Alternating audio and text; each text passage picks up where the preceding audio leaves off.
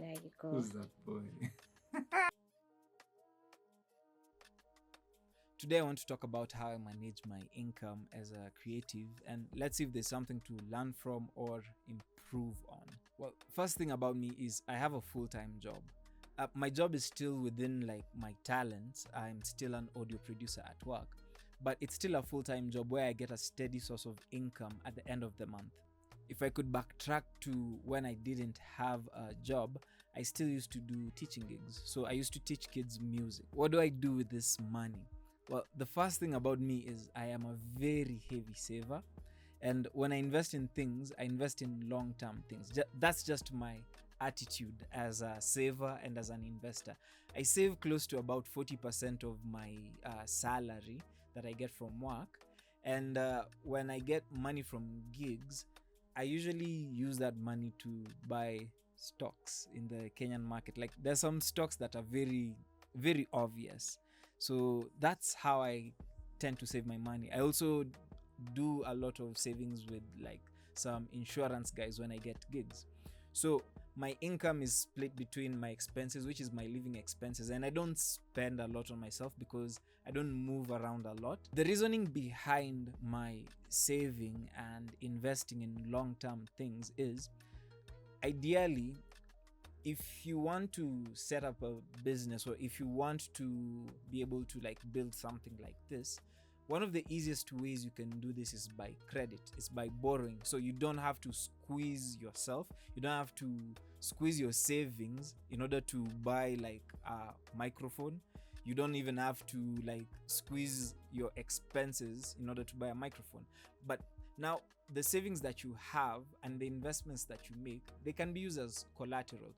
So if I know that I'm gonna be at work for a couple of months and I need a microphone like this one, a microphone like this one would go for like 10k, and maybe in my savings I have around 40k.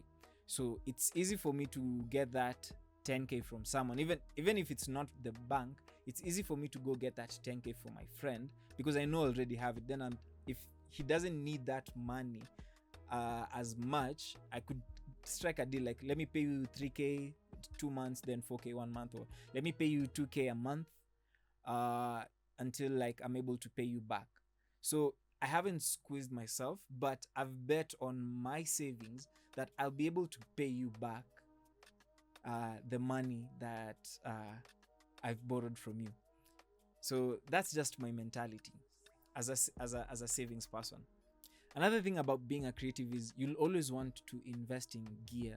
You'll always want to be able to create without having to jump through loops in order to create. So you'll always want to have your own stuff that's close by. Like I can just grab my bass guitar and I'll play bass. So like this bass guitar, I call it Kababa. I bought this one from my friend, which brings me to my next point. You'll need to source for some of these things from your peer groups.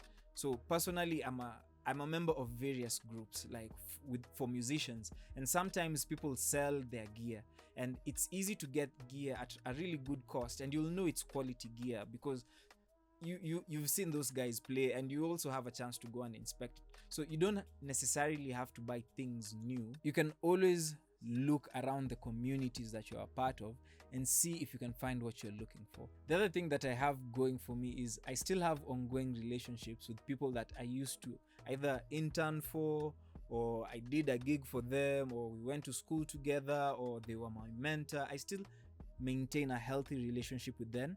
And when I find opportunities that I feel like they could help other people with, I share. And when they have opportunities for me, they share it with me.